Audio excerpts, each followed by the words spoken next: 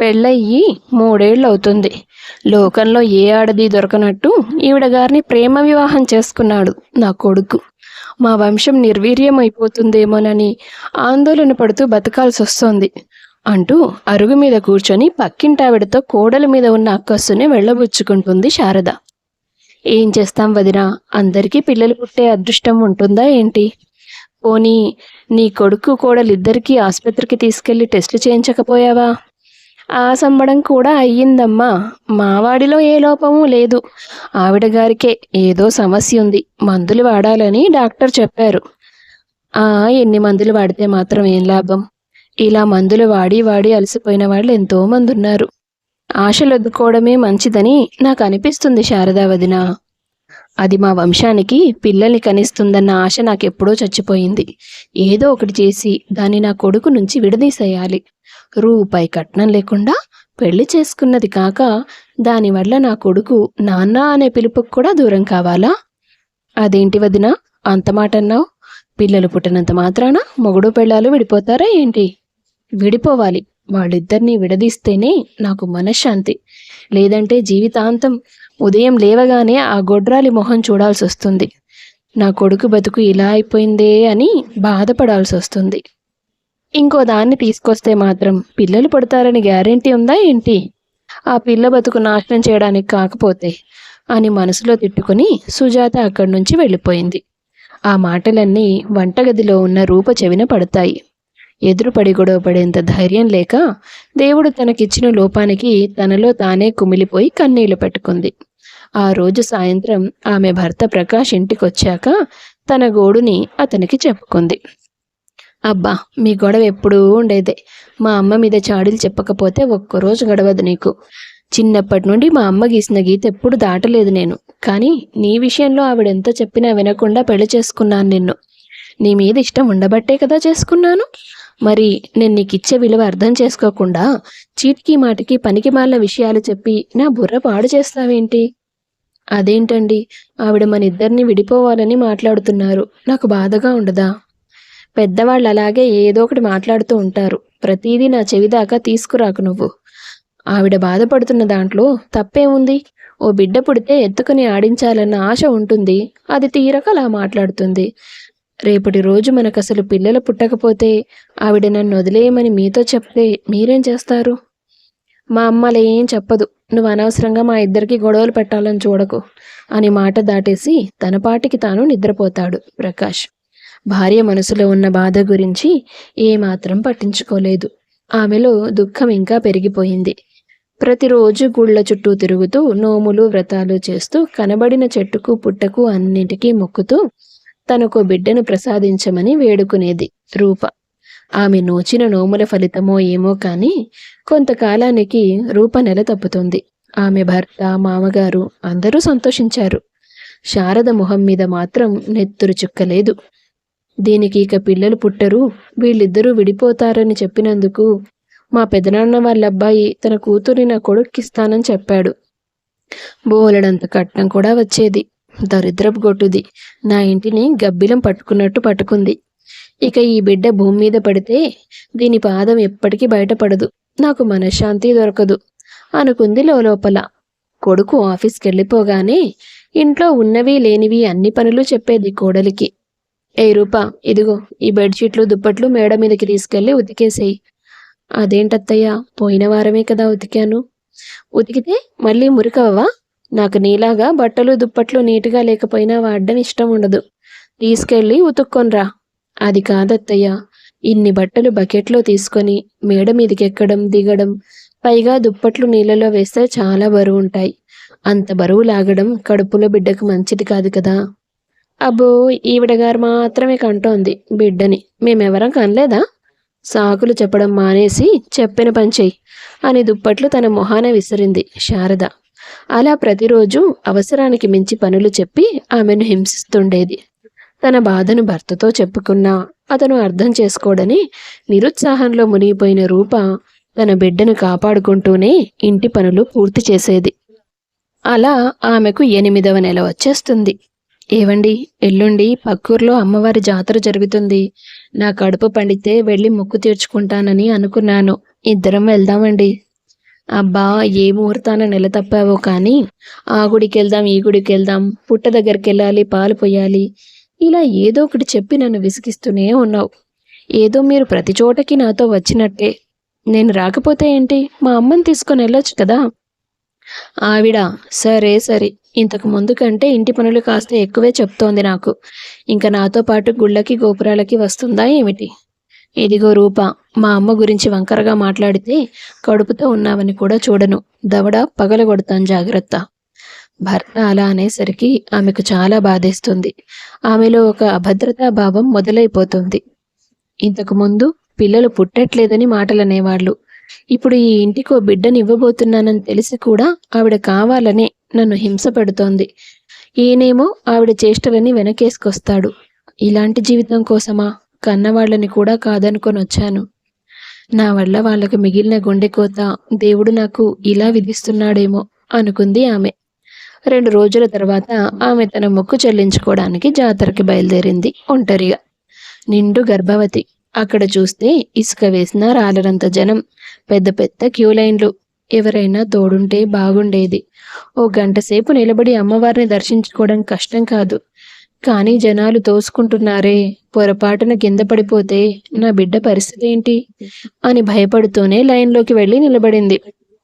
ఎవరో విఐపి వస్తున్నారని మామూలు జనాన్ని కాసేపు దర్శనానికి వెళ్లకుండా ఆపేశారు. దాంతో మరింత ఆలస్యమైంది. చాలాసేపు లైన్లో నిలబడ్డంతో ఆమెకు నీరసం వస్తోంది. చెమటలు కారుతున్నాయి. చేతిలో ఒక్క మంచినీళ్ళ బాటిల్ కూడా లేదు. మళ్లీ దర్శనానికి జనాన్ని వదలడం మొదలు పెట్టగానే అందరూ ఒక్కసారిగా ఎగబడ్డారు. ఒకరినొకరు ముందుకు నెట్టుకున్నారు. ఆ పరిస్థితుల్లో జనాన్ని అదుపు చేయలేక తాను కింద పడిపోబోయింది రూప. సరిగ్గా అదే క్షణంలో ఓ చెయ్యి ఆమెను పడకుండా పట్టుకుంది. ఆమె వెనకాల వచ్చి బిడ్డకు ముందర ఓ చెయ్యి వేసి వెనక నుండి తోసే జనాన్ని తన మాటలతో హెచ్చరికలతో నియంత్రిస్తూ ఆమెను జాగ్రత్తగా దర్శనానికి తీసుకెళ్లాడు ఓ పోలీస్ ఆఫీసర్. దర్శనం పూర్తయ్యాక, ఇదిగోండి మంచినీళ్ళు తాగండి. చాలా థ్యాంక్స్ అండి, మీరు చాలా సాయం చేశారు. లేదంటే అంత జనంలో కింద పడిపోతే నా బిడ్డ నాకు దక్కేదో కాదో. పక్కన ఓ మనిషి కూడా తోడు లేకుండా ఇంత రద్దీగా ఉన్న ప్రదేశంలోకి గర్భవతిగా ఉన్న మీరు ఎలా వస్తారండి? ఏం చేస్తానండి, మొక్కుకున్నాను. ఈ జాతర 4 ఏళ్లకోసారి వస్తుంది. అప్పటిదాకా మొక్కు వాయిదా పడుతుంది కదా. పడితే ఏమవుతుంది? ఏమో, అప్పుడు మరో బిడ్డ కడుపులో ఉండొచ్చు. అందువల్ల మళ్ళీ వాయిదా పడొచ్చు. అలా ఎప్పటికీ నా మొక్కు తీరకుండానే ఆగిపోతుంది. ఆమె మాట తీరుకి ఆ పోలీస్ ఆఫీసర్కి నవ్వొచ్చింది. మీ పేరేంటి? రూప. సిటీ నుండి వచ్చారా? అవును. తిరిగి ఇంటికి ఎలా వెళ్తారు? ఎలా వెళ్తాను? బస్సులో. ఓసారి అటు చూడండి, రద్దీ ఎంత ఎక్కువగా ఉందో. ఆ బస్సులో మళ్ళీ ఎలా వెళ్తారు? అవును, వచ్చేటప్పుడు ఇంతమంది లేరు. సరిపోయింది. 1 గంట సేపు ఇక్కడే కూర్చోండి, నా డ్యూటీ పూర్తయిపోతుంది. నేను అటువైపే వెళ్తాను. మిమ్మల్ని మీ ఇంటి దగ్గర దింపేస్తానులేండి. థ్యాంక్స్ పోలీస్ గారు. నా పేరు అరుణ్. అవునా, బాగుంది. కానీ మీరు పోలీస్ కదా, పేరు పెట్టి పిలవకూడదు కదా.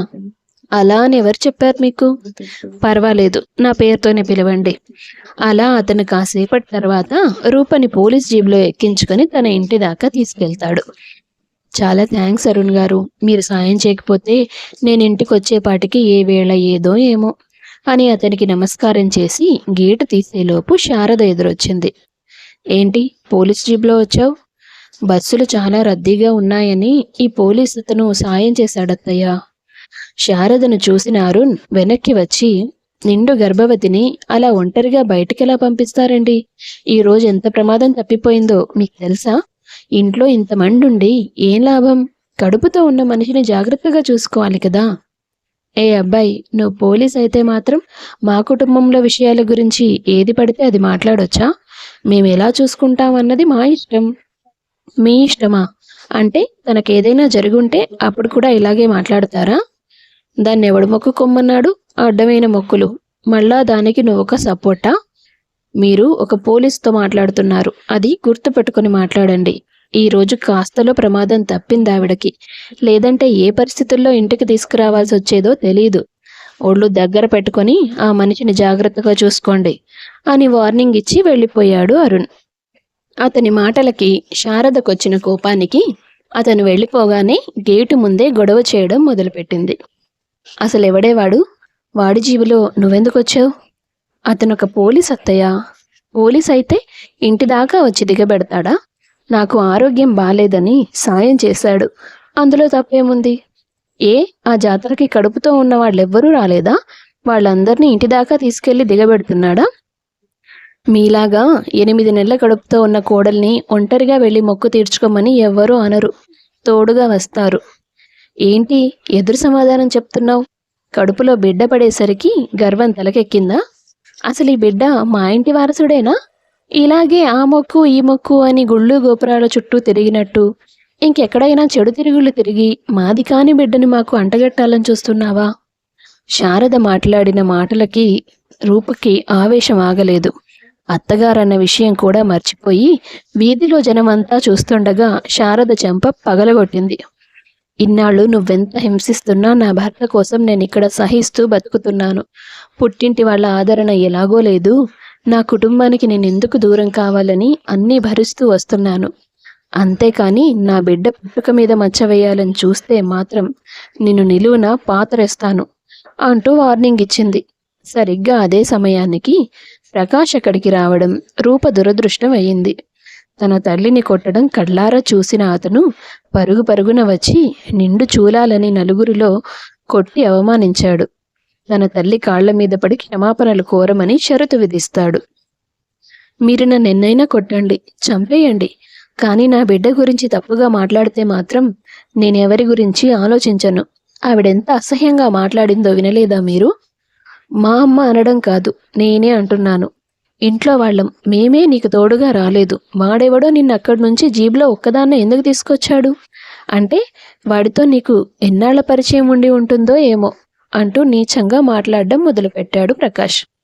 కోడలు తనని కొట్టిందన్న అవమానం కూడా మర్చిపోయి కొడుకు అలా మాట్లాడడంతో శారద మొహం వెలిగిపోయింది. రే ప్రకాష్, నేను ఆఖరి మాటగా చెప్తున్నాను. ఆ బిడ్డ మన ఇంటి బిడ్డని నాకు నమ్మకమే లేదు. ఈ ఇంట్లో ఉంటే నేనైనా ఉంటాను, లేదా నీ పెళ్ళామైనా ఉంటుంది. నువ్వే తేల్చుకో అంటూ కొడుకుని మరింత రెచ్చగొడుతుంది ఆమె. ఇది మనిల్లమ్మా. ఇలాంటి దానికోసం మనమెందుకు బయటికి పోతాం? అదే పోతుంది. నా కళ్ళ ముందే నా కన్న తల్లి మీద చెయ్యి చేసుకున్న మనిషి నాకు అవసరమే లేదు అంటూ తన చెయ్యి పట్టుకొని వీధి చివరి వరకు లాక్కెళ్ళి తిరిగి నా ఇంట్లో అడుగు పెడితే మర్యాదగా ఉండదంటూ హెచ్చరించి వెనక్కి వచ్చాడు ప్రకాష్. ఏం చేయాలో ఎటు వెళ్లాలో దిక్కుతోచని పరిస్థితుల్లో సాయంకాలం పూట ఒక్కతే రోడ్డు వెంట నడుస్తూ వెళ్ళి ఓ బస్టాండ్లో కూర్చుంది. కొంత సమయం తర్వాత అదే పోలీస్ జీబ్లో అరుణ్ అక్కడికొస్తాడు. ఆమెను చూసి వాహనం ఆపి, రూపగారు మీరేంటి ఇక్కడున్నారు? ఏం లేదండి, మీరు వెళ్ళిపోండి. చూస్తుంటే బాగా ఏడ్చినట్టు కనిపిస్తున్నారు. ఏం జరిగిందో చెప్పండి. ఇప్పుడు ఇతనికి విషయం చెప్తే ఆయన మీద కేసు పెడతారో ఏమో. ఏం ఆలోచిస్తున్నారు? ఇప్పుడు మీరు చెప్పకపోతే నేను సరాసరి మీ ఇంటికి వెళ్తాను. మీరు నన్ను కారులో దింపడం చూసి మా అత్తగారు తప్పుగా మాట్లాడారు. మీతో ఏదో సంబంధం ఉందంటూ నీచంగా మాట్లాడేసరికి నేను ఆవిడ మీద చేయి చేసుకున్నాను. అందుకు నా భర్త నన్ను బయటికి గెంటేశాడు. ఆవిడ వాళకం చూసినప్పుడే నాకు అనుమానం వచ్చింది మిమ్మల్ని హింసలు పెడుతోందని.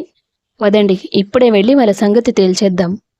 వద్దు సార్, ఇది మా కుటుంబ సమస్య. అలాగా? అయితే ఈ ఫోన్ తీసుకొని మీ ఆయనకు ఫోన్ చేయండి. ఇప్పుడు ఆయన నా మీద కోపంగా ఉన్నారు. పోనీ మీ పుట్టింటికి వెళ్ళండి. నా పుట్టింట్లో నాకు ఆదరణ ఉంటే ఇలా బస్ స్టాప్లో ఎందుకు కూర్చుంటానండి? నేను ప్రేమ పెళ్లి చేసుకోవడం వాళ్ళకి నచ్చలేదు. నాకిప్పుడు అంతా అర్థమైంది. అతన్ని నమ్మి మీరు వచ్చారు, అతనేమో మిమ్మల్ని రోడ్ల పాలు చేశాడు. అది కూడా నిండి గర్భిణీగా ఉన్నప్పుడు. ఇలాంటి వాళ్ళని ఏం చేయాలో నాకు బాగా తెలుసు. మీరు నాతో రండి. ఎక్కడికి? మిమ్మల్ని మా పోలీస్ ప్రొటెక్షన్లో ఉంచుతాం, మీ కుటుంబం వాళ్లతో సమస్య తీరేదాకా. ఆ తర్వాత ఆమె అతని వెంట వెళ్ళింది. మరుసటి రోజు పోలీస్ స్టేషన్కి పిలిపించారు వాళ్ళ కుటుంబాన్ని.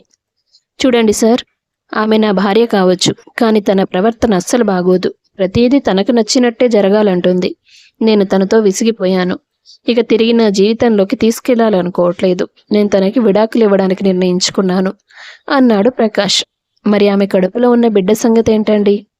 బిడ్డ పుట్టాక కావాలంటే మెయింటెనెన్స్ ఇచ్చేస్తాను అని ఖరాఖండిగా చెప్పేశాడు. వాళ్ళ మాటలు విన్న రూప ఎంతగానో దుఃఖించింది. ఎందుకండి ఇలాంటి వాళ్ళ కోసం ఏడుస్తారు? వాళ్ళకి మనుషుల విలువ తెలియదని వాళ్ళ మాటలు బట్టే అర్థమవుతుంది.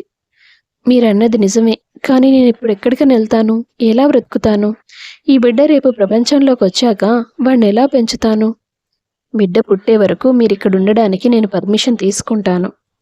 ఆ తర్వాతేం చేయాలి? బిడ్డ పుట్టిన 6 నెలల వరకు నేను బయటికి వెళ్ళి ఏ ఉద్యోగం చేయలేను కదా! ఆ తర్వాత కూడా బిడ్డ సంరక్షణ కోసం ఓ మనిషి లేకపోతే కుదరదు. కుటుంబం అంటూ ఉంటేనే కదా ఇవన్నీ జరుగుతాయి. అందుకని వాళ్ళు ఎంత హింస పెట్టినా భరిస్తారా?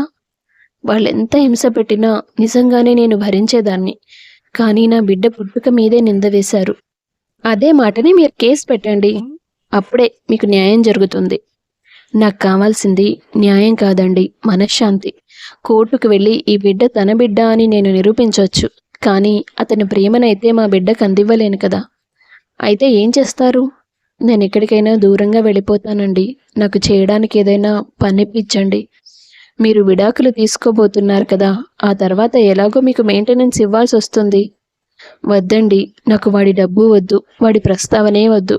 వాళ్ళమ్మ నన్ను ఎంత బాధ పెట్టినా అతను ఒక్కసారి కూడా పట్టించుకోలేదు. నా బాధకి ఏ రోజు విలువివ్వలేదు. అయినా తట్టుకుంటే ఈరోజు నా వ్యక్తిత్వానికి కూడా విలువివ్వడం లేదు. అలాంటి మనిషితో నాకెలాంటి సంబంధాలు వద్దు. నా బిడ్డని నేనే పోషించుకోవాలి. వీడి సంరక్షణ, బాధ్యత, ప్రేమ అన్నీ నాకు మాత్రమే సొంతం కావాలి. ఇప్పుడు మీరు నాకు చాలా నచ్చారు రూపగారు. ఒక స్త్రీ ఇలాగే ఆలోచించాలి అని నేను కోరుకుంటాను. తన కోసం తాను నిలబడేంత ధైర్యంతో ఉండాలనుకుంటాను. మీరలా ఉన్నారు. ఇప్పుడు నాకు మీరు ఆకాశమంత ఎత్తులో కనిపిస్తున్నారు. నేను మిమ్మల్ని మా ఇంటికి తీసుకెళ్తాను. మా అమ్మ ఇంట్లోనే ఉంటుంది. తను మీ బాగోగులు చూసుకుంటుందిలేండి అంటూ ఆమెను తన ఇంటికి తీసుకెళ్తాడు అరుణ్. అతని తల్లి విజయమ్మ రూప పరిస్థితిని అర్థం చేసుకొని ఆమెను ఆదరిస్తుంది. ఇలాంటి కేసుల గురించి నా కొడుకు రోజు చెప్తూనే ఉంటాడు. ప్రతి ఒక్కరి సమస్యని అక్కడే పరిష్కరించే ప్రయత్నం చేస్తాడు. కానీ ఓ మనిషిని ఇంటి దాకా తీసుకొచ్చాడంటే నేను నమ్మలేకపోయాను ముందు. వాడికి ఒక మనిషి ఎంతో నచ్చితే కానీ ఇలా ఇంట్లో పెట్టుకొని మరీ సాయం చేయాలని అనుకోడు. నాకు మీ సాయం మాత్రమే కాదమ్మా, పని కూడా అవసరం. ఫ్రీగా తిని కూర్చోడానికి నా మనసు ఒప్పుకోదు. ఈ మాట నాతో నా కొడుకు చెప్పాడులే. నాకు సొంతంగా ఒక బొటిక్ ఉంది. అందులో కొంతమంది వర్కర్లు పనిచేస్తారు. వాళ్ళు కుట్టిన డ్రెస్సులకి ఎక్స్ట్రా వర్క్ కొంత ఉంటుంది. బటన్స్ పెట్టడం, హుక్స్ కుట్టడం, కొన్నింటికి హ్యాండ్ ఎంబ్రాయిడరీ చేయడం, ఇలాంటివి ఉంటాయి. అవి ఇంట్లోనే కూర్చొని నువ్వు చేయొచ్చు. నేను నీకు నేర్పిస్తానులే. థ్యాంక్స్ అమ్మా, మీ మేలు ఈ జన్మలో మర్చిపోలేను. అలా విజయమ్మ చిన్న చితక పనులు చేయిస్తూ రూప మీద ఎక్కువ భారం పడకుండా జాగ్రత్తగా చూసుకునేది. 2 నెలల తర్వాత రూపకి ప్రసవమై ఓ ఆడపిల్ల జన్మిస్తుంది. పుట్టిన బిడ్డ కారణంగా ఆ ఇంట్లో సందడి పెరిగిపోతుంది. కొద్ది నెలల వ్యవధిలోనే రూపకి, ప్రకాష్కి విడాకులు మంజూరవుతాయి. కాస్త ఆరోగ్యం కుదుటపడ్డాక రూప మరి కాస్త పని నేర్చుకొని ఓ పక్క కూతురి ఆలనా పాలనా చూస్తూ మరో పక్క డబ్బులు సంపాదిస్తుంది. అలా ఓ సంవత్సరం గడిచింది. పాప విజయమ్మకి, అరుణ్కి బాగా అలవాటు పడిపోతుంది. పాపని వదిలి వాళ్ళు అస్సలు ఉండేవాళ్ళు కాదు. ఒరే అరుణ్, నీతో మాట చెప్తాను, వింటావా? రూపకి ఆత్మాభిమానం ఎక్కువ. ఇప్పుడు తన పనులు తాను చేసుకోగలుగుతుంది కాబట్టి ఏ క్షణాన్నైనా నేను వెళ్ళిపోతానంటుంది. అప్పుడు ఇన్నాళ్ళు ఇంట్లో వినిపించిన పాప నవ్వులు మాయమైపోతాయి. ఈ కాలంలో ఉండాల్సిన పిల్ల కాదురా రూప. తన ఓపిక, ఒద్దిక, సంస్కారం అవన్నీ వేరులే. అలాంటి అమ్మాయి నీకు భార్యగా వస్తే బాగుండని నేను ఎన్నోసార్లు అనుకున్నాను. ఇప్పుడు విషయం అది కాదనుకో. రూప మన ఇల్లు వదిలి వెళ్ళిపోతానని అనకుండా ఏదో ఒకటి చేయరా. నీకు తెలుసు కదమ్మా, నేను కాలేజీలో ఓ అమ్మాయిని ప్రేమించానని. తను దూరం అయిపోయిన తర్వాత నాకు జీవితం మీద విరక్తి పుట్టేసింది. మరో అమ్మాయిని అలాంటి ఉద్దేశంతో చూడలేదు. కానీ రూపలో ఉన్న ఆత్మస్థైర్యానికి నా మనసు కరగకుండా ఉండలేకపోయిందమ్మా. అమ్మాయి అంటే ఇలాగే ఉండాలి అనుకునేలా ఉంది తను. ఓర్పు, సహనమే కాదు, ఎంత గుండె నిబ్బరం ఉంది తనకు. తన బిడ్డ మీద ఉన్న ప్రేమతో ఎన్ని కష్టాల్ని దాటేసింది. తండ్రి పేరు లేకుండా బిడ్డ పెరగడం ఎంత కష్టమో తెలిసి కూడా అవసరం లేదంటూ దృఢంగా నిలబడింది. మనకి పాప అంటే ప్రేమ, రూపంటే అభిమానం. కానీ తను పెళ్ళైన అమ్మాయి కాబట్టి నా జీవితంలోకి రాకూడదంటావా? అంటే నలుగురు ఏమనుకుంటారా? నీ కొడుక్కి రెండో పెళ్ళమ్మాయితో పెళ్లి చేయడం ఏంటని ప్రశ్నిస్తారు కదా. ఎవరమ్మా నలుగురు? ఇన్నాళ్ళుగా నా మనసు అనుభవిస్తున్న ఒంటరితనాన్ని వాళ్ళు దూరం చేయగలిగారా? రూప చేయగలుగుతుంది. తను నా పక్కన కూర్చున్నంతసేపు ప్రపంచాన్నే జయించినంత ఆనందంగా ఉంటుందమ్మా. నాకు రూప కావాలమ్మా. కానీ ఈ మాట తనతో చెప్తే వెళ్ళిపోతానంటుందేమోనని భయం. నువ్వన్నది నిజమే. నేనే కాస్త పాతకాలపు ఆలోచనల్లో ఆగిపోయాను. ఎలాగోలా ఆ అమ్మాయిని ఒప్పించే ప్రయత్నం చేద్దాం అనుకుని వాళ్ళు అక్కడి నుంచి వెనక్కి తిరగగానే పాపతో సహా రూప అక్కడ నిలబడి ఉంటుంది. రూప మా మాటలు విన్నట్టుంది. ఇప్పుడు వీళ్ళిద్దరికీ కాస్త సమయం ఇవ్వడం అవసరం అనుకుని విజయమ్మ అక్కడి నుంచి పక్కకు వెళ్ళిపోయింది. సారీ రూప, నా మాటలు నువ్వు తప్పుగా తీసుకోవద్దు. నాకు నచ్చినట్టు నువ్వు ఉండాలని నేను చెప్పలేను. నువ్విక్కడ ఉంటే మాత్రం చాలు. పాప మీకోసమే ఏడుస్తుందండి, అందుకే తీసుకొచ్చాను. అంటే నా మాటలకి నీకేం కోపం రాలేదా? ప్రతి ప్రేమలో స్వార్థం, నిర్లక్ష్యం ఉండదని నేను మిమ్మల్ని చూసే అర్థం చేసుకున్నాను. నేను మాత్రమే కావాలని మీరు అనుకునుంటే అది మీ స్వార్థం. బిడ్డతో సహా నేను కావాలని మీరు కోరుకుంటున్నారు. అది మానవత్వం కన్నా కూడా పెద్ద విషయమే. మీరు లేకపోతే నేను నా బిడ్డ ప్రాణాలతోనే ఉండేవాళ్ళమో లేదో కూడా తెలియదు. అలాంటి మిమ్మల్ని తిరస్కరించేంత అర్హత నాకుందని నేను అనుకోవడం లేదు. మిమ్మల్ని నా దైవంగా పూజిస్తున్నాను నేను. మీరు భాగస్వామిని చేసుకొని ప్రేమిస్తానంటే కాదనే ధైర్యం నాకు లేదు. థ్యాంక్స్ రూప, ఒప్పుకోవేమోనని నాలో నేను ఎంత నరకం చూశానో. I love you so much. నువ్వెప్పుడు చెప్తావు కదా, స్కూల్లో పాపని చేర్పిస్తే తల్లి పేరు మాత్రమే ఉంటుందని. అవసరం లేదు. నా పాప పేరు వెన్నెల, డాటర్ ఆఫ్ అరుణ్ కుమార్ అనే ఉండాలి. అలాగే ఉంటుంది. తప్పకుండా అలాగే ఉంటుందండి. రూప మనసులో కూడా తానున్నానని అర్థం చేసుకున్న అరుణ్ ఎంతగానో సంబరపడిపోయాడు. ఆ తర్వాత వాళ్ళిద్దరూ రిజిస్టర్ ఆఫీస్లో సింపుల్గా పెళ్లి చేసుకుంటారు. అరుణ్ కారణంగా రూప కష్టాలు గట్టెక్కాయి. రూప తన జీవితంలోకి వెళ్ళడం వల్ల అరుణ్ మనసులో ఉన్న శూన్యం సంతోషంగా మారిపోయింది.